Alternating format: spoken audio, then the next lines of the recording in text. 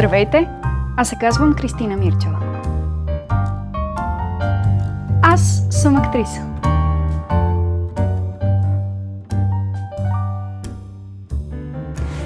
В свободното си време обичам да ходя на кино, обичам да чета книги, обичам да пея.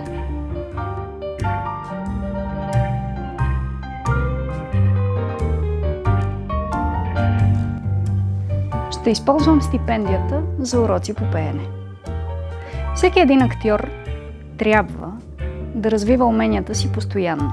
Смятам, че това е прекрасна инициатива и дава възможност на младите хора, на младите таланти да се развиват.